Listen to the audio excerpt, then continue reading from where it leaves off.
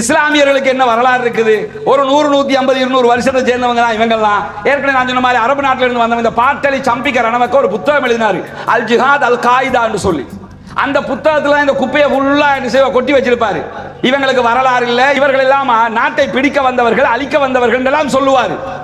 அவர்களே தெரிந்து கொள்ள வேண்டிய வரலாறுகள் இது. சூர சரதியலை பற்றி சொல்லும் போது சிலோன் ரொபின் ஹூடும்பாங்க. சூர சரதியலை பற்றி இந்த நாடு பேசுகிறது, வரலாற்றில் பேசுகிறார்கள். எந்த இடத்திலாவது மம்மலே மரிக்காரை பற்றி பேசி இருக்கிறார்களா?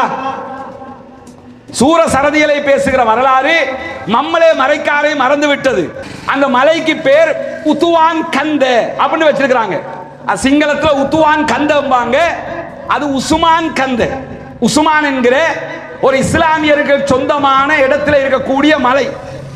அதுக்கு போய் யாரும் ஏறி கைடோட போகணும், தனியா போயிடாதீங்க. கைடோட போய் நாங்கள் மேலே வரைக்கும் ஏறி பார்த்துருக்கிறோம் மலைக்கு.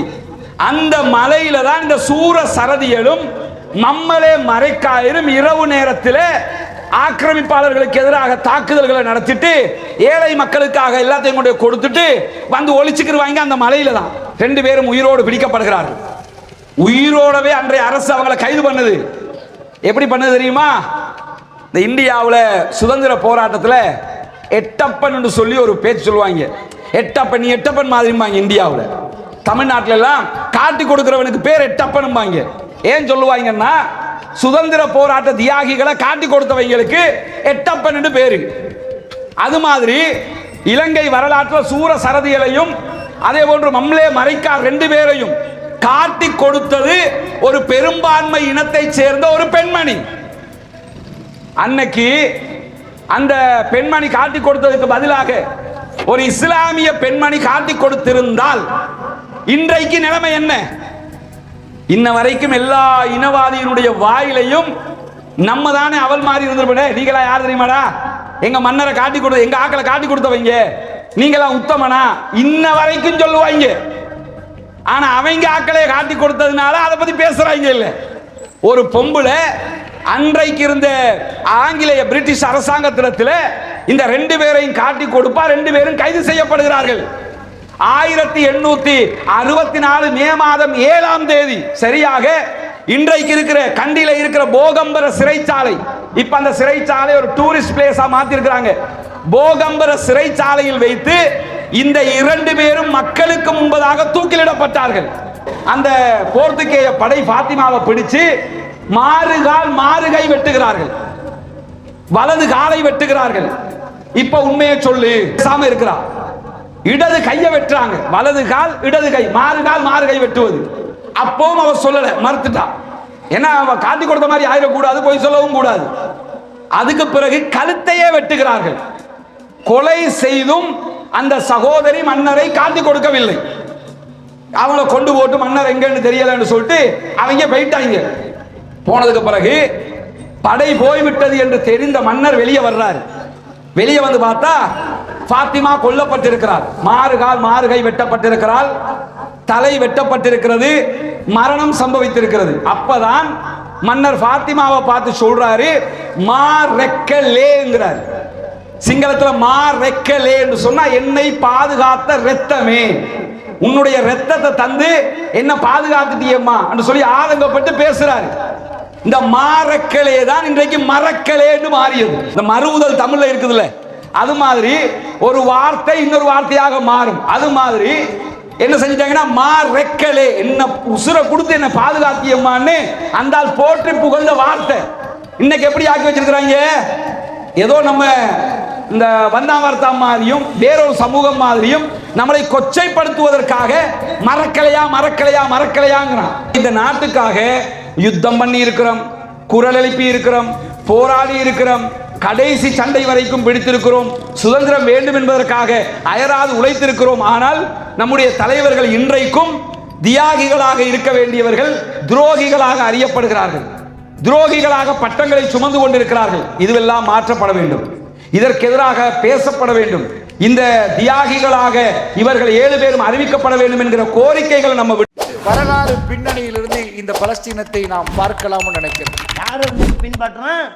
யூத கிறிஸ்தவர்களை பின்பற்றி மஸ்ஜிதுல் அக்ஸா வெற்றி கொள்ளப்படும் என்றால் அது எப்படி? இஸ்லாத்தை அதன் தூய வடிவத்திலே ஏற்றுக்கொண்டு அதன் அடிப்படையிலேயே வாழ்ந்து இம்மையிலும் மறுமையிலும் வெற்றி பெற வேண்டும் என்கிற நல்ல நோக்கத்திலே செயல்படக்கூடிய நாம் இந்த உலக வாழ்க்கையை கழிக்கிற சந்தர்ப்பங்களில் நபிகள் நாயகம் ஸல்லல்லாஹு அலைஹி வஸல்லம் அவர்கள் காட்டிய வழிமுறை பிரகாரம் நம்முடைய வாழ்க்கையை அமைத்துக் கொள்ளுகிற அதே நேரம் நாட்டினுடைய சட்டதிட்டங்களுக்கும் கட்டுப்பட்டு ஜனநாயக ரீதியாக நம்முடைய வாழ்க்கை வழிமுறைகளை செயல்படுத்துகிற கடமையும் நமக்கு இருக்கிறது. இலங்கையினுடைய சுதந்திர தினம் எதிர்வருகிற ஒரு சில நாட்களுக்குள் கொண்டாடப்பட இருக்கிற இந்த தருணத்தில் இலங்கை சுதந்திரத்தில் இஸ்லாமியர்களுடைய பங்களிப்பு என்ன என்பதை தெளிவூட்டும் விதமாகத்தான் இந்த நிகழ்ச்சி இன்றைய நாளில் மூத்தூரிலே நடைபெறுகிறது. இலங்கையினுடைய சுதந்திரம் கிடைத்து இன்றைக்கு இத்தனை ஆண்டு காலங்களை நாம் தாண்டி இருக்கக்கூடிய இந்த சூழலில் நமக்கு நினைவிருக்கிற காலம் தொட்டு ஓரளவுக்கு ஒரு நிம்மதியான சுதந்திர தினத்தை எதிர்வருகிற நாட்களில் நாம் கொண்டாட இருப்பதை நாம் புரிய முடியும். இப்படியான ஒரு சூழல் நாம் என்ன தியாகம் செய்திருக்கிறோம் என்பதை பெரும்பான்மை சமூகத்திற்கும் நம்மோடு இணைந்திருக்கிற மற்ற சிறுபான்மை மக்களுக்கும் கொண்டு போய் சேர்ப்பதற்கான ஒரு வாய்ப்பாகவும் அமைகிறது. இலங்கையினுடைய சுதந்திர போராட்டம் என்பது கடைசியாக பிரித்தானியாவிடம் இருந்து இலங்கை சுதந்திரம் பெற்ற அந்த தருணத்தில் மாத்திரம் ஆரம்பிக்கப்பட்ட ஒன்று அல்ல. அதற்கு முன்பிருந்தே இலங்கையை என்றைக்கு அந்நியர்கள் கைப்பற்ற நினைத்தார்களோ, இலங்கைக்கு என்றைக்கு போர்த்துகேயர்கள் நுழைந்தார்களோ, என்றைக்கு ஒல்லாந்தர்கள் வர ஆரம்பித்தார்களோ, என்றைக்கு ஆங்கிலேயர்களுடைய படையெடுப்பு எல்லாம் நடந்ததோ, அந்த ஒவ்வொரு தருணங்களிலும் இலங்கையை மீட்டெடுக்க வேண்டும், சுதந்திரமாக இந்த நாடு செயல்பட வேண்டும், அந்நியர்களுடைய ஆட்சியில் இருக்கக்கூடாது என்பதற்கு எல்லா சமூகத்தை சேர்ந்தவர்களும் போராடி இருக்கிறார்கள், அதற்காக பேசி இருக்கிறார்கள், ஜனநாயக ரீதியிலான தங்களுடைய நிலைப்பாட்டை வெளிப்படுத்தி இருக்கிறார்கள். பெரும்பாலான சந்தர்ப்பங்களில் நம்முடைய தியாகங்கள் போற்றப்படவில்லை, நம்முடைய தியாகங்கள் பேசப்படவில்லை, நம்முடைய தியாகங்கள் எந்த ஒரு புத்தகங்களிலும் தொகுக்கப்படவும் இல்லை. தொகுக்கப்பட்டதை கூட இல்லாமல் ஆக்குகிற வேலையை தான் கடந்த கால அரசுகளே திட்டமிட்டு செய்தன என்பதையும் நம்ம பார்க்க முடிகிறது. அந்த அளவுக்கு நம்ம ஆள்பலத்தில் தான் சிறுபான்மையா இருக்கிறோம். இந்த நாட்டினுடைய சுதந்திரத்திற்கு நாம் செய்த சேவை அடிப்படையில் பெரும்பான்மைக்கு நிகரான சேவைகளை சுதந்திர இலங்கைக்காக நாம் செய்திருக்கிறோம் என்பதை நாம் அத்தனை பேரும் புரிந்து கொள்ள வேண்டும். ஏனென்றால் இலங்கையினுடைய வரலாற்றில் 1594 முதலாவது யுத்தம் நடைபெறுகிறது போர்த்துகேயர்களோடு. இலங்கையினுடைய அன்றைய அரசோடு இலங்கையை கைப்பற்றுவதற்காக போர்த்துகேயர் நாட்டுக்குள் நுழைகிறார்கள். அவர்களுடைய படையெடுப்பு 1594 நடைபெறுகிறது. படையெடுப்பு தந்துரே யுத்தம் என்று வரலாற்றிலே அறியப்படுகிறது. இந்த தந்துரே யுத்தத்திலே இலங்கை வரலாற்றில் முதல் தடவையாக நடைபெற்ற யுத்தம் இது. இந்த யுத்தத்தின் இலங்கை ராணுவத்தினுடைய ராணுவ தளபதியாக செயல்பட்டவர் சல்தீன் பின் அத்தாஸ் என்கிற இஸ்லாமியர் என்பதை இன்றைக்கும் நாம் இலங்கையினுடைய வரலாற்றிலே பார்க்க முடியும். நமக்கெல்லாம் நினைவுல இருக்காது அல்லது தெரிஞ்சிருக்க மாட்டோம், குறைவான பேர் தெரிந்து வைத்திருப்போம். இலங்கையில கடைசியாக வார் நடைபெற்றது. அது விடுதலை புலிகளுக்கும் இலங்கை ராணுவத்துக்கும் இடையிலே நடைபெற்ற யுத்தம். அதிலே ராணுவ தளபதியாக ஜெனரல் சரத் பொன்சேகா செயல்பட்டார். அது நமக்கு நினைவிருக்கு, கடைசியாக தானே நடந்தது, அதனால நினைவிருக்கிறது. இது முதல்ல 1594 நடைபெறுகிற யுத்தம். இந்த யுத்தத்தினுடைய முதல் ராணுவ தளபதி ஷேக் சல்தீன் பின் அத்தாஸ் என்கிற ஒரு இஸ்லாமியர். ஆனால் அந்த யுத்தத்தில் இலங்கையினுடைய படை தோல்வி அடைகிறது. இந்த அளவுக்கு தோல்வி அடைகிறது என்று சொன்னால் போர்த்துகேயர்கள் ஷேக் சல்தீன் பின் அத்தாஸ் என்கிறவரை கைது செய்கிறார்கள், உயிரோட பிடிக்கிறாங்க. நம்ம நாட்டு படை தோல்வி அடைகிறது. தோல்வி அடைந்ததற்கு பிறகு போர்த்துகேய ராணுவத்தோடு அன்றைக்கு இருந்த அரசர் பேச்சுவார்த்தை நடத்துகிறார். இதற்காக பேச்சுவார்த்தை நடத்துறார் என்று சொன்னா, எங்கள் நாட்டு தளபதியை விடுதலை செய்யுங்கள், நீங்க கேட்கறதெல்லாம் நாங்க தர தயாராக இருக்கிறோம். இன்னைக்கு நம்ம ருபீஸ் யூஸ் பண்றோம், நம்ம நாட்டுடைய கரன்சியாக ருபீஸ வச்சுக்கிட்டு இருக்கிறோம். அன்றைய நாணயமாக அறியப்பட்டது பகோடாஸ். அன்றைக்கு மன்னர் போர்த்துகேயர்களோடு என்ன பேசுறாருன்னா, எங்கள் நாட்டு தளபதியை விடுதலை செய்யுங்கள், 5000 பகோடாஸ் வரைக்கும் உங்களுக்கு நாங்கள் பணம் செலுத்த தயாராக இருக்கிறோம். 5000 பகோடாஸ்ங்கிறது இன்னைக்கு ஒரு 5 பில்லியன் 6 பில்லியன் அளவுக்கு உண்டான பெரும் தொகை. அன்றைக்கு இலங்கை அரசுல சல்தீன் பின் அத்தாஸை விடுதலை செய்யுங்கள், 5000 பகோடாஸ் வரைக்கும் நாங்கள் நிதி செலுத்துவதற்கு, தண்டம் செலுத்துவதற்கு தயாராக இருக்கிறோம் என்று கேட்டும் அன்றைய போர்த்துகேய ஆட்சியாளர்கள் அதை ஏற்றுக்கொள்ளவில்லை. ஏற்றுக்கொள்ளாத காரணத்தினால் அன்றைக்கு இலங்கையினுடைய படை தளபதி தலை வெட்டப்பட்டு கொல்லப்பட்டார். இலங்கை வரலாற்றில் நடைபெற்ற முதலாவது யுத்தத்தில் முதலாவது படை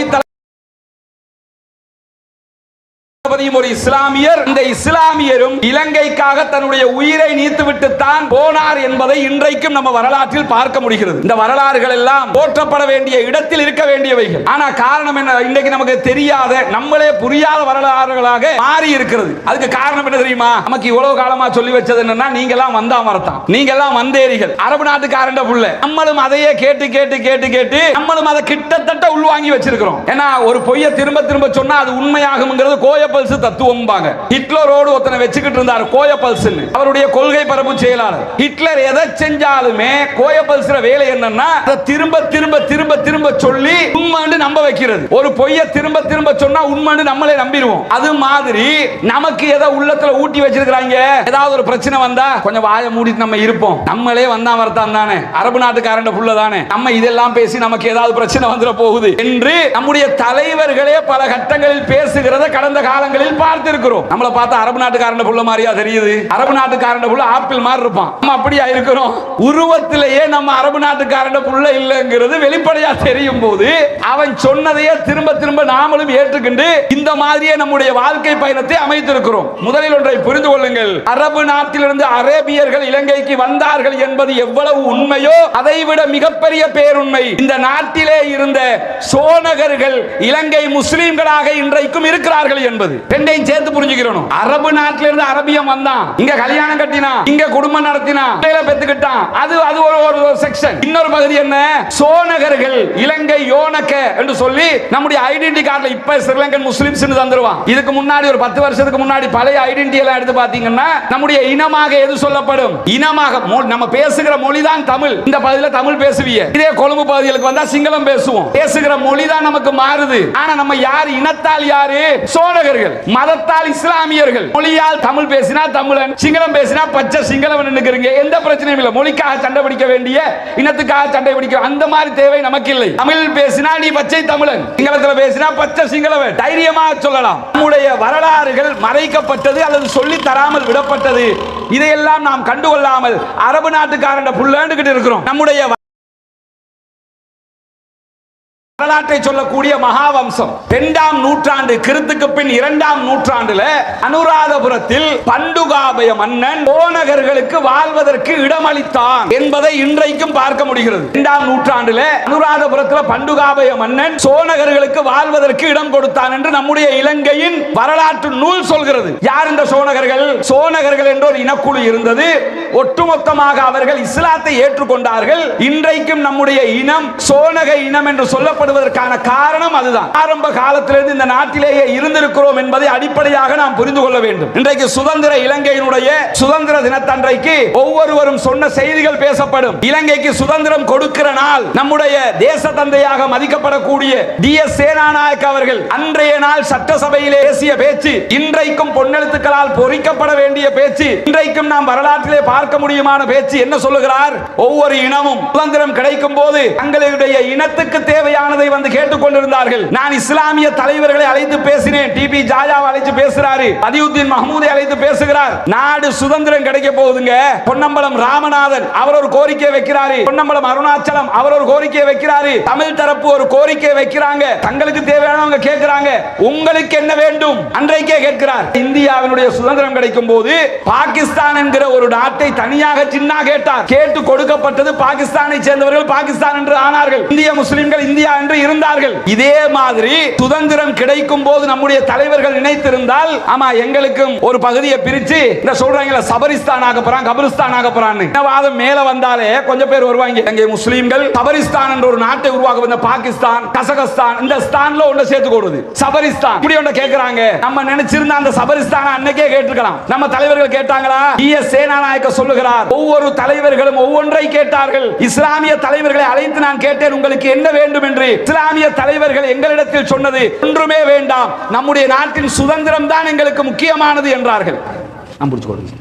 நம்முடைய நாட்டினுடைய தலைவர்கள், முஸ்லிம் தலைவர்கள் எந்த அளவு தூரம் இந்த சுதந்திரத்திற்காக நின்றிருக்கிறார்கள் என்பதை புரிய வேண்டும். இன்னைக்கு நீங்க கொழும்புக்கு போனீங்கன்னா, கொழும்புல நம்ம பார்க்கிற மிக முக்கியமான இடங்கள் எல்லாமே நம்முடைய தலைவர்கள் உருவாக்கியதாக இருக்கும். ஒரு முறை மாகான் மாக்கார் அவர்கள் கொழும்புல கோல் ஃபேஸ்க்கு போனா, கோல் ஃபேஸ் ஹோட்டல் என்ற ஒரு ஹோட்டல் இருக்குது. பிரிட்டிஷுக்கு எதிராக எவ்வளவு தூரம் போராடி இருக்கிறோம் சுதந்திரத்திற்காக வேண்டியும் நம்முடைய கௌரவத்திற்காக வேண்டியும் என்பதை புரிந்து கொள்ளுங்கள். கொழும்பு கோல் ஃபேஸ்க்கு போனீங்கன்னா, கோல் ஃபேஸ் தொங்கல்ல கோல் ஃபேஸ் ஹோட்டல் என்ற ஒரு ஹோட்டல் இருக்குது. கோல் ஃபேஸ் ஹோட்டல் எல்லாருக்கும் தெரியும். கோல் ஃபேஸ் ஹோட்டலுக்கு எதிர்த்த மாதிரி ஒரு பெரிய கட்டிடம் இருக்கிறது. இந்த கட்டிடத்தினுடைய வரலாறு என்ன?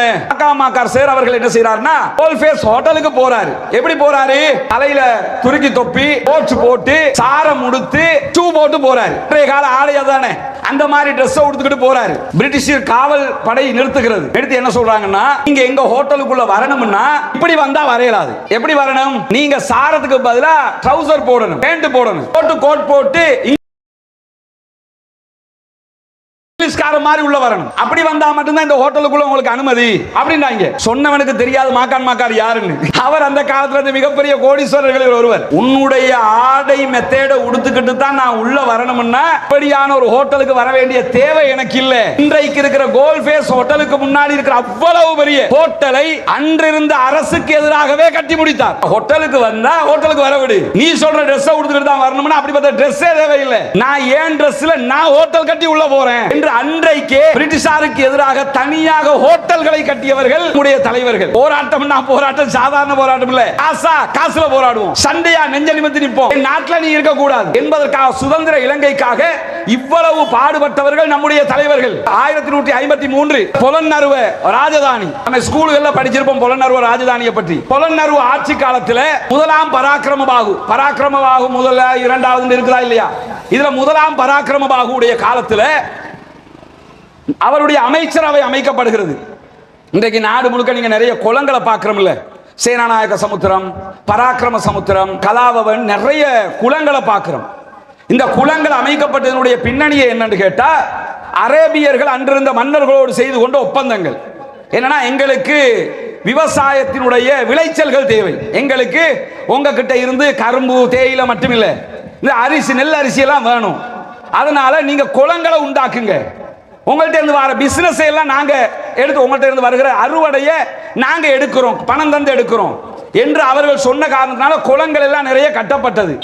எந்த அளவுக்கு அன்றைய கால இஸ்லாமியர்களை மன்னர்கள் மதித்தார்கள் என்று சொன்னால், இன்றைக்கும் வரலாற்றிலே நம்ம பார்க்க முடியுமான ஒரு முக்கியமான செய்தி. நீங்க இப்ப காத்தான்குடி மியூசியத்துக்கு போனீங்கன்னா, அங்கே நான் சொல்லக்கூடிய இந்த சம்பவத்தையும் தத்ரூபமாக செய்தும் வைத்திருப்பார்கள்.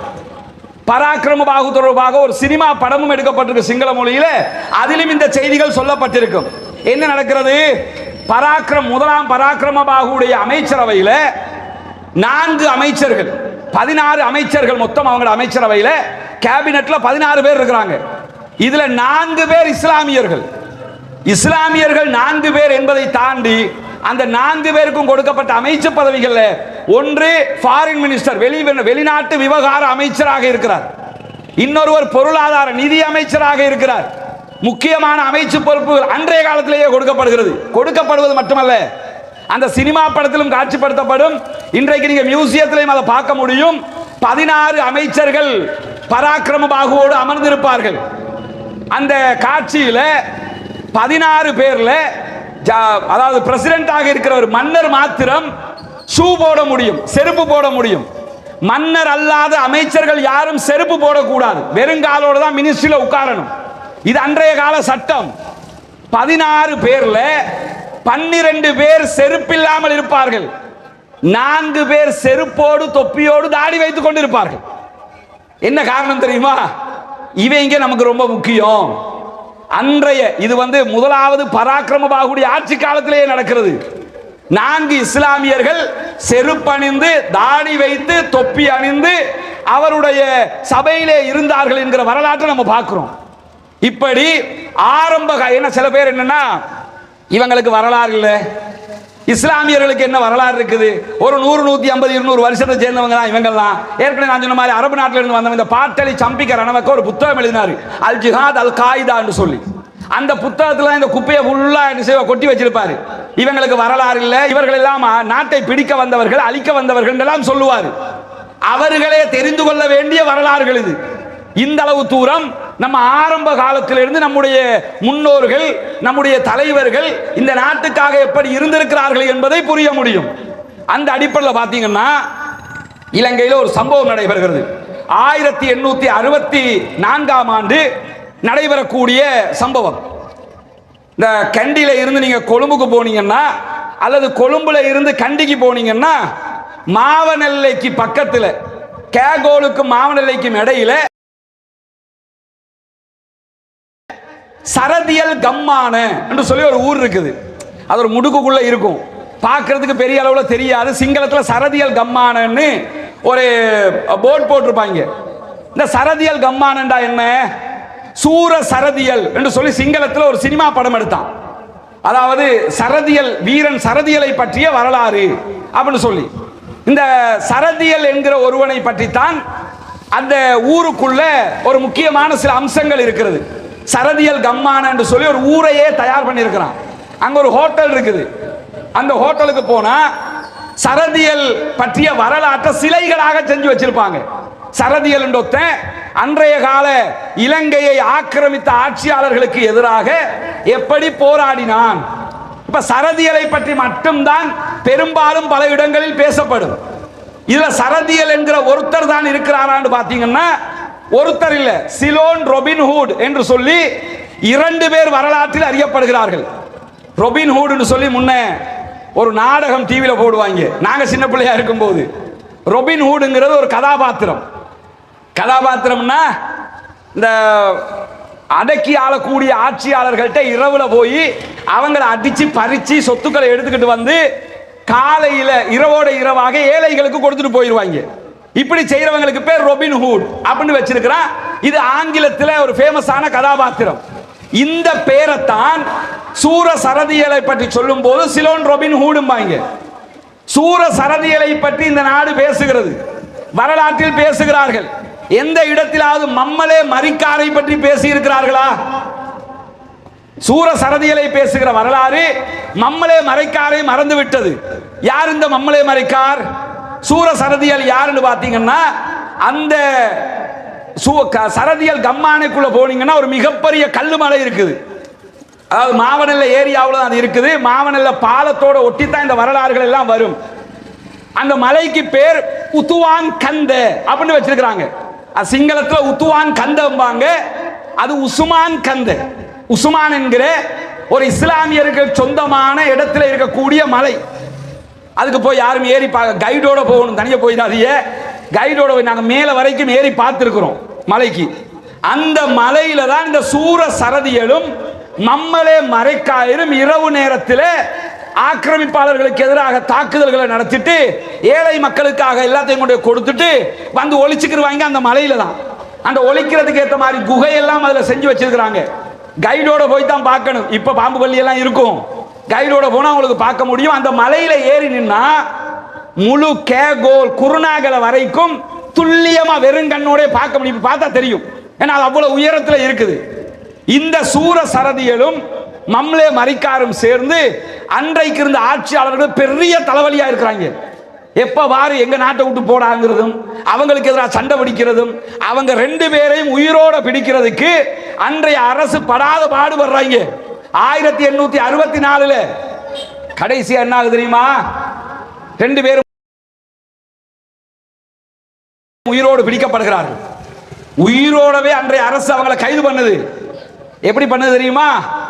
இந்த இந்தியாவில் சுதந்திர போராட்டத்தில் எட்டப்பன் என்று சொல்லி ஒரு பேச்சு சொல்லுவாங்க.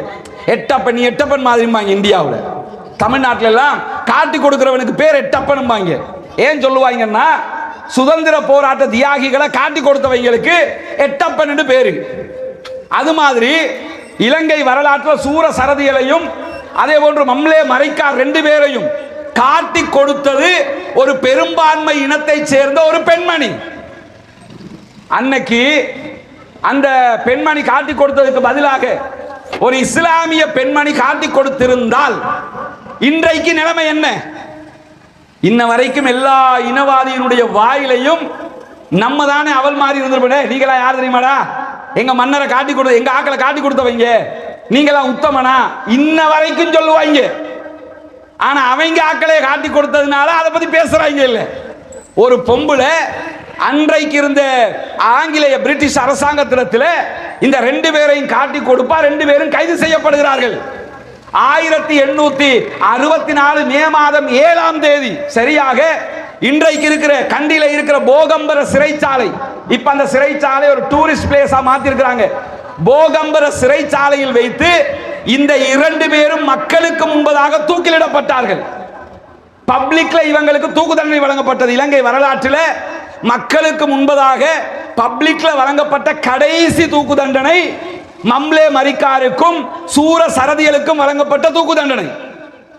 அந்த சூர சரதியல் சினிமாவில், சிங்கள சினிமாவில் இதை தத்ரூபமாக உண்மையை மறைக்காமலேயே எடுத்திருப்பார்கள். ரெண்டு பேருக்கும் தூக்கு தண்டனை வழங்கப்படுது. மம்லே மரிக்கார் அன்றைய காலத்தில் இருந்த ஒரு மௌலவிட்ட அவருடைய ஜனாசா ஒப்படைக்கப்படுது. ஏன்னா அவர் முஸ்லீம்ங்கிறதுனால. சூர சரதியல் ஒரு கிறிஸ்தவ பாதிரியார் இடத்துல அவருடைய பாடியை கொடுக்குறாங்க. அவர் சிங்கள மொழி பேசுகிற கிறிஸ்தவ சகோதரராக இருந்தார். அவருடைய பாடி ஒரு ஃபாதர் இடத்துல ஒப்படைக்கிறாங்க. இரண்டு பேரும் தூக்கிலே இடப்பட்டார்கள் இந்த சுதந்திரத்திற்காக போராடுகிற காரணத்தினால. இதே நாள் இன்னொரு சம்பவமும் நடக்கும். என்ன சம்பவம் நடக்கும் என்று சொன்னா 1864 இன்னைக்கு மார்ச், இன்னைக்கு நீங்க பாத்தீங்கன்னா மார்ச் 21ஆம் தேதி இலங்கையினுடைய போலீஸ் டே கொண்டாடப்படுகிறது. போலீஸ் தினம் கொண்டாடுவாங்க, சுதந்திர தினம் மாதிரி போலீஸ் தினம் கொண்டாடுவாங்க. எதுக்காக கொண்டாடுறாங்க?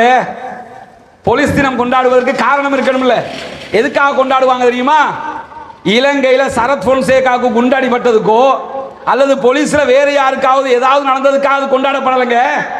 அதை கொண்டாடுவதற்கான காரணம் இலங்கை வரலாற்றில் முதல் தடவையாக போலீஸ் யூனிஃபார்மோட கொல்லப்பட்ட ஒரு நபர் ஷபான் முகமது என்கிற ஒரு இஸ்லாமியர். ஒரு 10 வருஷத்துக்கு முன்னாடி எல்லாம் போலீஸ் திணைக்களத்தினுடைய வெப்சைட்ல பார்த்தா நாங்க இதுக்கு தான் கொண்டாடுறோம் வெப்சைட்லயே போட்டிருந்தாங்க. அதுக்கு பிறகு நம்ம பார்த்த அளவுல கிடைக்கல. இப்ப இருக்குதான்னு தெரியல. இன்னைக்கு நாளைக்கு திரும்ப இருக்குதான்னு போலீஸ் டே கொண்டாடுவதற்கான காரணம் ஷபான் முகமதை நினைவூட்டுவதற்காக. யார் இந்த ஷபான் முகமது? இந்த சூர சரதியலையும் மம்லே மரைக்காரையும் பிடிப்பதற்காக அனுப்பப்பட்ட போலீஸ் படையில இருந்த கான்ஸ்டபிள். இவர் அந்த வார்ல கொல்லப்படுறாரு. அடுத்த பக்கம் அவங்க ரெண்டு பேரும் தூக்குல போடப்படுறாங்க. இந்த பக்கம் இவர் கொல்லப்படுறாரு. இன்னைக்கும் ஷபான் முகமதினுடைய அவருக்கு அன்றைக்கே இவர் இதற்காகத்தான் கொல்லப்பட்டார் என்று பிரிட்டிஷ் வெளியிட்ட கெசட் இருக்கிறது. அதே போன்று சூர சரதியலும் மம்மலே மரைக்காரும் எதற்காக கொல்லப்பட்டார்கள் என்கிற கெசட்டை எல்லாம் இன்னைக்கும் பார்க்க முடியும். நம்ம சும்மா சாதாரண ஆட்கள் நினைச்சிடாதீங்க. இந்த சமூகம் உயிரை பணயம் வைத்திருக்கிறது இந்த நாட்டுக்காக. பல தலைவர்களை இந்த நாட்டுக்காக இழந்திருக்கிறோம். வரலாறு நெடிகளும் இரத்தக்கரை வடிந்திருக்கிறது இந்த நாட்டுக்காக. ஆனா லேசா நாக்கில் பல்லுப்படாம நீங்களா யார் தெரியுமா? தம்பி ஆம்பா. நீங்களா யார் தெரியுமா? மரக்கலை ஆம்பா. நம்மளும் நாமளும் இனி வந்தா வரத்தான் போலதான், நாமளும் வேற யாருதான் நினைச்சுக்கிட்டு நம்மளும் போய்கிட்டு இருக்கிறோம். இந்த அதாவது மரக்கலையாங்கிறான இந்த மரக்கலையாவை நம்ம புரிஞ்சுக்கிறோம். ஏன்னா மரக்கலையாவை தெரிஞ்சுக்கிட்டாதான் மறக்காமல் இருக்க முடியும். இதுக்கு பிறகு யாராவது நம்மளே மரக்கலையாண்டா இல்ல மரக்கலை நாங்கன்னு சொல்லணும். ஏன் சொல்லணும் தெரியுமா? இந்த மரக்கலையாங்கிற வேர்டுக்கு பின்னாடி இன்னொரு வரலாறு இருக்கிறது. என்ன வரலாறு? 2ஆம் ராஜசிங்க மன்னன். இந்த ராஜசிங்க கொழும்புக்கு வந்தீங்கன்னா கொழும்புல ஜனாதிபதி மாளிகைக்கு இப்ப அந்த கேட் எல்லாம் ஓப்பன் தானே, போகலாம் வரலாம். ஜனாதிபதி கோல் ஃபேஸால ஜனாதிபதி மாளிகைக்குள்ள வரும்போது ஃபர்ஸ்ட் உள்ள வரும்போதே இந்த பக்கம் ஹட்டன் நேஷனல் பேங்க் இருக்கும், அந்த பக்கம் பிஓசி இருக்கும். ரெண்டுக்கு நடுவுல கொட்டுவ போலீஸ் ஸ்டேஷன் இருக்கும். இந்த கொட்டுவ போலீஸ் ஸ்டேஷனுக்கு முன்னாடி அந்த இடத்துக்குள்ள பாத்தீங்கன்னா விளங்காம ஒரு சின்ன ஒரு கூடாரம் மாதிரி ஒரு சின்ன கட்டிடம் இருக்கும். செக்யூரிட்டி ரூம் மாதிரி ஒன்று இருக்கும். இதுக்கு பிறகு கொழும்புக்கு போனீங்கன்னா ஒரு 8 அது என்ன ரூம்னு போய் பாருங்க. தொட்டுக்கிட்டு பார்க்க கூடாது, போய் பார்க்கணும். ஏன்னா அது ஆர்கியாலஜி டிபார்ட்மெண்ட்டுக்கு சொந்தமானது. அது என்ன ரூம்னு சொன்னா இன்னைக்கு இருக்கிற இந்த பெரிய கட்டிடங்கள் இல்லாத காலத்தில் இந்த 2ஆம் ராஜசிங்க மன்னனை அப்ப சுதந்திர போராட்ட கடைசியில அரெஸ்ட் பண்ணினாங்க. அரெஸ்ட் பண்ணி கொண்டு போய் அங்கதான் சிறை வச்சாங்க. அவரை சிறை வச்ச ஜெயில் அது. அங்க இருந்துதான் அவரை இந்தியாவுக்கு வேலூர் சிறைச்சாலைக்கு கொண்டு போனாங்க. வேலூர்ல வச்சுதான் அவர் சாகுறாரு, நாடு கடத்தப்படுகிறார் அவர். இந்த 2ஆம் ராஜசிங்க மன்னர் என்ன செய்யறாருன்னு சொன்னா போர்த்துகேய படைக்கு எதிராக கடுமையாக யுத்தங்களில் ஈடுபட்டவர். இவரை எப்படியாவது பிடிக்க வேண்டும் என்று சொல்லி போர்த்துகேய படை இரவு பகலாக மன்னருக்கு எதிராக சண்டையிடுகிறது. ஒரு நாள் மன்னரை துரத்தி கொண்டு வருகிறார்கள் போர்த்துகேய படை. மன்னர் ஓடிக்கொண்டே போகிறார். மகியங்கன பகுதிகளில் மன்னர் ஓடி போய், இதெல்லாம் நம்ம ஆரம்பத்தில் கதை மாதிரி கேட்டுப்போம், இது கதை கிடையாது, நிஜ வரலாறு. மன்னர் ஓடிக்கிட்டே போறாரு. போகிறவர் மகியங்கன பகுதிகளில் ஒரு மாமரம், பெரிய மாமரம், அந்த மரத்தில் ஒரு பெரிய பொந்து இருக்குது, ஓட்டை இருக்கிறது. அதுக்குள்ள போய் ஒளிச்சிடுறாரு. ஏன்னா எதிரிகள் வர்றாங்க, நம்மளை கொன்றுவாங்கிறதுக்காக, உயிர் தப்புவதற்காக அதுக்குள்ள போய் ஒளிக்கிறாரு. இந்த வரலாறு முதல்ல 1980களுக்கு பிறகுல இருந்து தமிழ் பாட புத்தகத்தில் இருந்துச்சு. 3ஆம் ஆண்டு தமிழ் பாட புத்தகத்தில் இந்த வரலாறு இருந்தது. அப்படியே அதை மெதுவா கொண்டு வந்து தூக்கி விட்டாங்க. இப்ப புதிய கல்வி சீர்திருத்தம் வருகிறது. அதிலாவது இதுகள் இணைக்கப்பட்டால் பெரிய சந்தோஷப்படுவோம். நம்ம கண்டிப்பாக இந்த வரலாறு, இஸ்லாமியர்கள் சுதந்திரத்திற்காக செய்த தியாகங்கள், மறக்கடிக்கப்பட்ட, இல்லாமலாக்கப்பட்ட, அழிக்கப்பட்ட வரலாறுகளை இந்த அரசாவது புதிய கல்வி சீர்திருத்தத்தில் பாட புத்தகங்களில் இணைக்க வேண்டும். ஏன்னா ஆரம்பத்தில் இருந்துச்சு, பிறகு வந்த இனவாதிகள் இதெல்லாம் இல்லாமல் ஆக்கினாங்க. 1980களுக்கு பிறகு 3ஆம் ஆண்டு தமிழ் பாட புத்தகத்தில் இருந்த வரலாறு தான் நான் சொல்லிக்கிட்டு இருக்கிறேன். எந்த அளவுக்கு என்று சொன்னால், 2ஆம் ராஜசிங்கன் போய் போர்த்துகேய படைக்கு பயந்து பொந்துக்குள்ள ஒளிச்சிடுறாரு. பங்கர கம்மன் என்ற ஒரு ஊர் இருக்குது, இன்னைக்கும் இருக்குது. ஒரு முஸ்லிம் கிராமம், ஒரு 300-350 குடும்பங்கள் வாழக்கூடிய கிராமம்.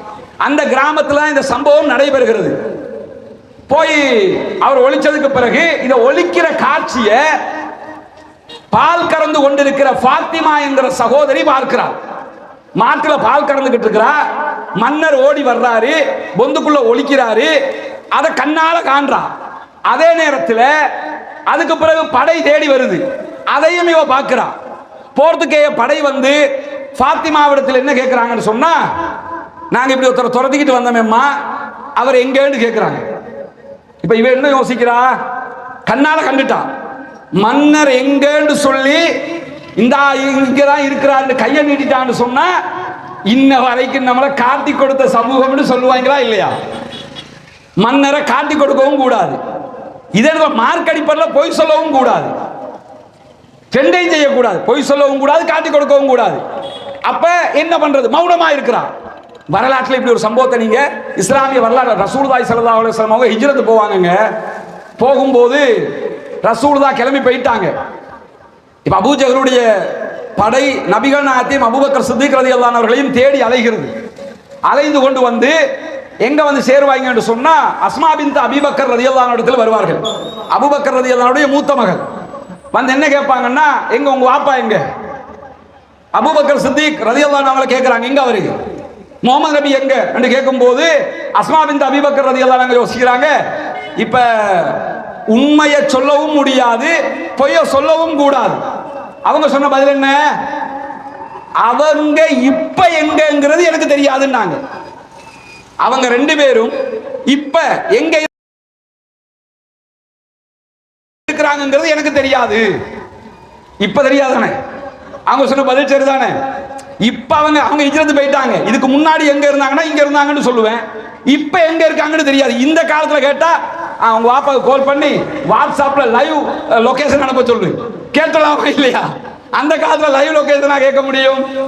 அஸ்மா ரலியல்லாஹு அன்ஹா சொன்னாங்க, இப்ப அவங்க எங்க இருக்காங்கன்னு எனக்கு தெரியாது. அப்பதான் அபூஜஹல் அஸ்மா ரலியல்லாஹு அன்ஹா கன்னத்தில் அறைவான் என்கிற வரலாறு இருக்கிறது. உண்மையை சொல்லிடவும் கூடாது, பொய் சொல்லிடவும் கூடாது. உண்மையை சொன்னா மாட்டிக்கிடுவாங்க, அதுக்காக பொய் சொல்லிடவும் கூடாது. அதுக்காக ஒரு இக்கமத்தான வார்த்தையை அவங்க பயன்படுத்துவாங்க. பாத்திமா என்ன யோசிக்கிறான்னு கேட்டா, 2ஆம் ராஜசிங்கர் ஒளித்ததை கண்டுவிட்டால்.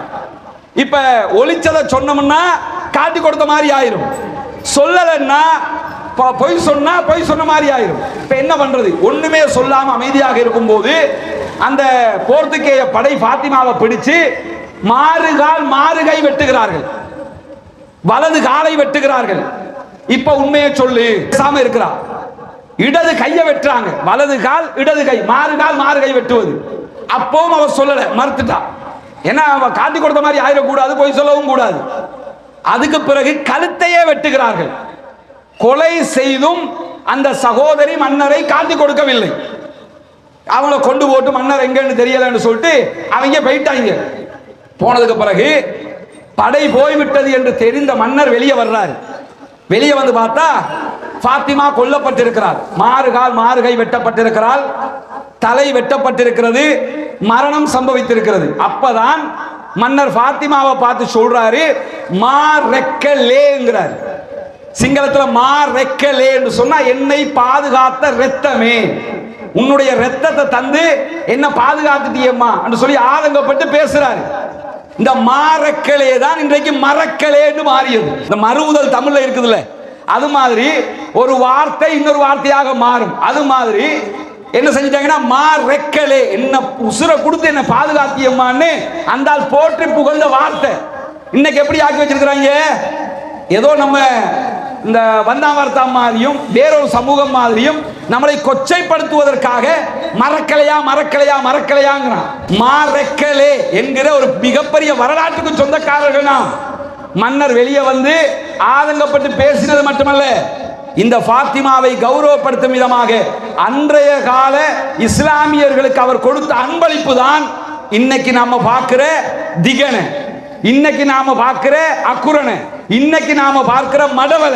அந்த பகுதி எல்லாம் எடுத்துக்கிட்டீங்கன்னா சம்மதம் இல்லாம, சும்மா யோசிங்க, கண்டி மகனுவரங்கிறது சிங்கள பெரும்பான்மை சகோதரர்கள் நிறைந்திருக்கிற பகுதி.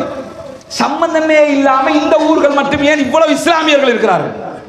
ஏன்னா அவ்வளவு இலவசமாக கிடைத்த பூமி.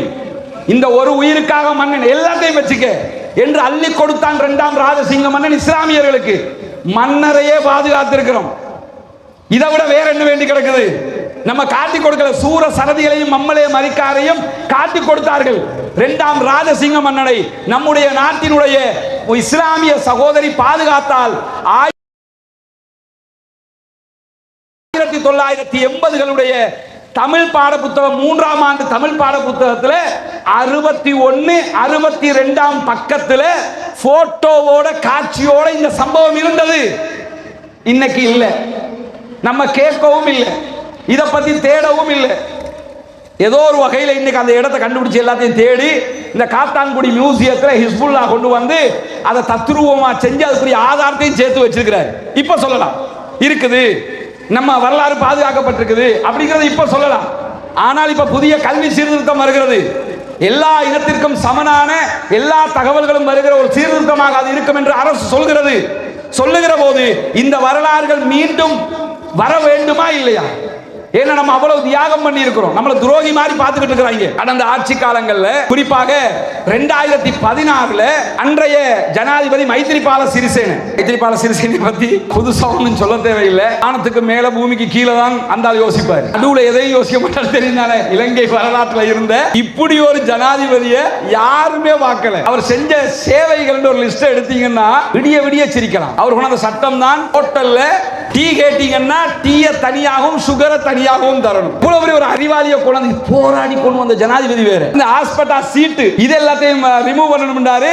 அவர் இருக்கும் போது அதுக்கு அனுமதியும் கொடுத்துட்டாரு. திருப்பி மரம் இருக்கிற மெஷின் இருக்குதா இல்லையா, அந்த மெஷினை வந்து யூஸ் பண்ண கூடாது, அதுக்கு தடை. ஏன்னா அது இருக்கிறதுனால தான் மரத்தை அறுக்குறீங்களா, அது இல்லாட்டி அறுக்க மாட்டாங்களா? இந்த ஆளு சிங்கள பெரும்பான்மை மக்களுடைய மனதை வெல்ல வேண்டும் என்பதற்காக ஒரு காரியத்தை பண்ணின காரியம் பாராட்டுக்குரியது, அவங்க மக்களுக்குள்ள பாராட்டுக்குரியது. ஆனா அதை ஏன் எங்களுக்கு பண்ணல, ஏன் உங்களுடைய இனவாதம் அதை தடுத்தது என்பதுதான் நம்முடைய கேள்வி. என்ன பண்றாரு? 2016ல ஒரு காரியத்தை பண்றாரு. நாட்டுக்காக போராடிய தேசிய வீரர்கள் அப்படிங்கிற ஒரு பட்டியலை எடுத்து அந்த பட்டியலில் இருந்த 196 சிங்கள பெரும்பான்மை தலைவர்களை தேசத்தின் தியாகிகள் என்று அறிவிக்கிறார். 196 சிங்கள தலைவர்களுங்க. இவங்களை 1818ஆம் ஆண்டு பிரித்தானியருடைய ஆட்சிக்கு எதிராக இவர்கள் சுதந்திரம் வேண்டி போராடினார்கள் என்பதற்காக ஊவா வெல்லச பகுதிகளில் பிரித்தானிய அரசுக்கு சண்டையிட்டார்கள் என்பதற்காக இந்த 196 பேரையும் பிரித்தானியாவினுடைய அன்றைய ஆட்சியாளர்கள் தேச துரோகிகள் அப்படின்னு சொல்லி கெசட் பண்ணி இருக்கிறாங்க. இத நம்முடைய முன்னாள் ஜனாதிபதி மைத்ரிபால சிறிசேன தூசு தட்டி எடுத்து பிரித்தானியாவுக்கு போன நேரத்தில் அப்ப இருந்த எலிசபெத் சந்திக்க போவார். சந்திச்சு எல்லாம் பேசி அதுக்கு அவரோட பேச வேண்டிய அவசியம் இல்லை. ஆனா அதுக்கு பிறகு என்ன பண்றாருன்னா இலங்கை அரசு ஒரு கெசட் வெளியிடுகிறது. என்ன கெசட்? பிரித்தானியர்களுக்கு எதிராக போராடிய 196 96 சிங்கள பெரும்பான்மை சகோதரர்களையும் தேசத்தின் தியாகிகள் அப்படின்னு அறிவிச்சாங்க. இவங்க மட்டும்தான் இப்படி போராடினீங்களா? இவங்க மட்டும்தான் தேசத்துல துரோகிகள் என்று பிரித்தானியாவால் முத்திரை குத்தப்பட்டார்களா? ஏன் உங்களுக்கு இவ்வளவு வஞ்சகம்? நம்மளை எவ்வளவு கார்னர் பண்ணிருக்கிறாங்கன்னா, நம்மளை எவ்வளவு ஒதுக்கி வச்சிருக்கிறாங்கன்னு சொன்னா, இந்த சமூகத்தை சேர்ந்த 7 பேர் தேசத்திற்காக போராடி அதே பிரித்தானிய அரசினால் தேசத்தின் துரோகிகள் என்று முத்திரை குத்தப்பட்டிருக்கிறார்கள். இன்றைக்கும் அந்த முத்திரையை சுமந்து கொண்டே இருக்க. முத்திரை குத்துறனா சும்மா இல்ல. அன்னைக்கு தேச துரோகி என்று அறிவிச்சா இன்னைக்கும் அப்படிதான். ஒருத்தர தேச துரோகி என்று அறிவிச்சாங்கன்னு வைங்க, அவருடைய சொத்து பத்து எல்லாத்தையும் எடுத்துருவாங்க, எல்லாம் சீஸ் பண்ணுவாங்க, எதையும் யூஸ் பண்ண பரம்பரைக்கே கிடையாது. அப்படி சொத்துக்களை இழந்து தேசத்தின் துரோகிகளாக 7 பேர் பேர் எடுத்தார்கள். 1804 ஜூன் மாதம் 7ஆம் தேதி 7 பேரை பிரித்தானிய அரசு தேசத்தின் துரோகிகளாக அறிவிக்கிறது. அவர்களுக்கு எதிராக இலங்கை சுதந்திரத்திற்காக போராடியதற்காக. இந்த நிமிஷம் வரைக்கும் அந்த 7 பேரும் தேசத்தின் துரோகிகளாகத்தான் இருக்கிறார்கள், தியாகிகளாக அறிவிக்கப்படவில்லை. இந்த அரசாவது அதை செய்யணும். அந்த 7 பேரை 196 சிங்கள தலைவர்களை தியாகிகளாக அறிவித்ததை போல எங்களுடைய 7 தலைவர்களும் தியாகிகளாக அறிவிக்கப்பட வேண்டும். அது உங்கூர் ஆக்களும் இருக்கிறாங்க. ஷேக் தீர்த்தி என்ற ஒருத்தர் இருக்கிறார், தோப்பூர்காரர், மூத்தூர் தானே, தோப்பூர்காரர் ஷேக் தீர்த்தி. அவருடைய எந்த சொத்து அந்த காலத்துல அவருக்கு இருந்த ஒரு சொத்தாக வரலாறு நம்ம பார்க்கிறது வண்டி, மாட்டு வண்டி இருக்குதா இல்லையா? இந்த காலத்துல பென்ஸ் கார் இருக்கிற மாதிரி தான் அந்த காலத்துல மாட்டு வண்டி ஒன்று இருந்தாரு. அந்த மாட்டு வண்டி அவருடைய சொத்துக்கள் எல்லாமே சீஸ் பண்ணப்பட்டது. எல்லாத்தையும் கவர்மெண்ட் அரசுரிமை ஆக்கினார் அன்றைய கவர்மெண்ட். ஷேக் தீர்த்தி என்கிறவர் தோப்பூரை சேர்ந்தவர். முகமது சலாம்பதி உடையார், இவர் குச்சவெளிக்காரர். ஊரு கொஞ்சம் தூரத்துல இருக்குது, குச்சவெளிக்காரர். இன்னைக்கும் தேச துரோகியாக அவருடைய பரம்பரையை அதை சுமக்க வேண்டிய நிர்பந்தம் இருக்கிறது. அபூபக்கர் ஈசா முஹாந்திரம், இவர் சம்மாந்துறையை சேர்ந்தவர். மீரா ஹுசைன்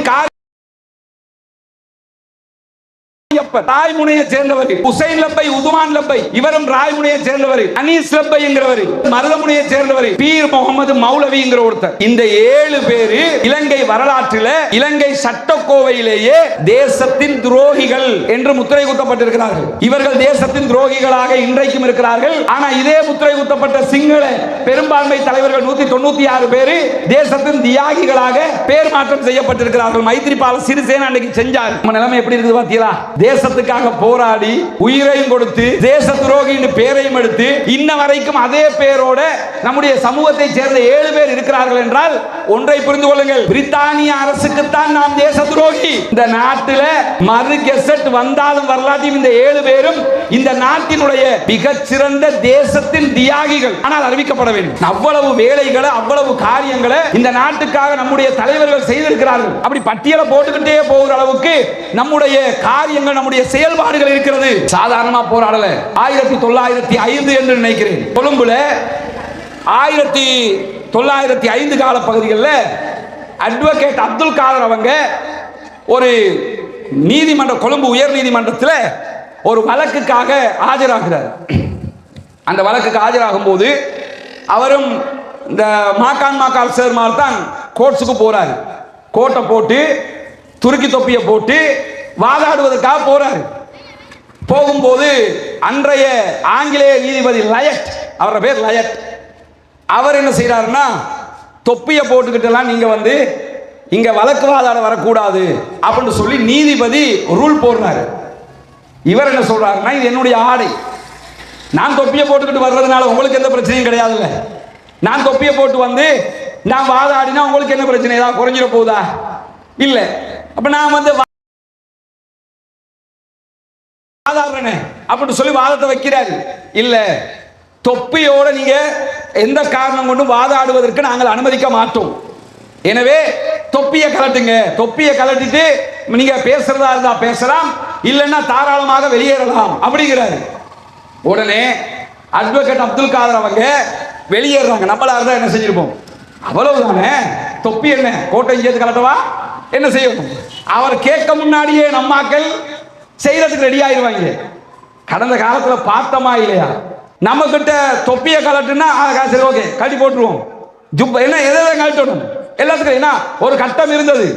ஹபாயா, கருப்புல ஹபாயா போடுறாங்க அப்படின்ற ஒரு பிரச்சனை வரும்போது நம்முடைய தலைவர்கள், இது பெரிய காலமெல்லாம் போகல, ஒரு 5-6 வருஷத்துக்கு முன்னாடி என்ன அறிவிப்பு விட்டுட்டாங்கன்னு கேட்டா, கருப்புல மட்டும் அபாயா போடாதீங்க, கலர்லையும் போடுங்க. எங்களுடைய பெண்களுடைய ஆடையை முடிவெடுக்க நீ யார்?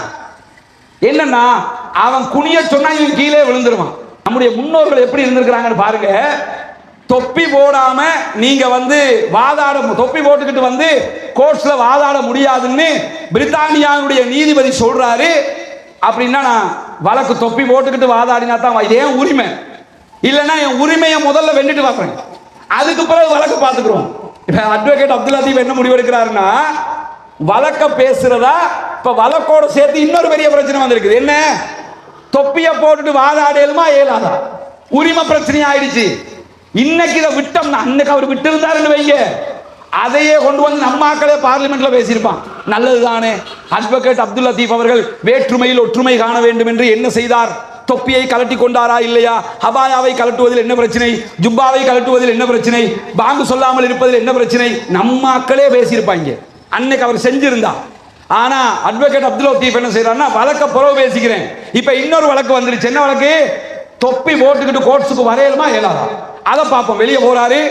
அன்றைக்கு இருந்த நம்முடைய இஸ்லாமிய தலைவர்கள் அறிஞர் அசீஸ், டாக்டர் கலீல், அறிஞர் சித்திலப்பை, அதே போன்று டிபி, யாரெல்லாம் இருந்தாங்க எல்லா தலைவர்களையும் ஒன்று சேர்க்கிறாரு. சேர்த்து நான் அப்படி கோர்ட்ஸுக்கு போனேன், எனக்கு வாதாட முடியாதுன்ட்டாங்க. அப்படி இருக்க முடியாது, சட்ட போராட்டம் நடத்தணும். அன்றைக்கு இருந்த நம்முடைய தலைவர்கள், நம்ம கிட்ட இருந்த ரெண்டு மீடியா அன்னைக்கு, இஸ்லாம் மித்திரன், முஸ்லிம் நேஷன், இந்த ரெண்டு தான் இருந்தது.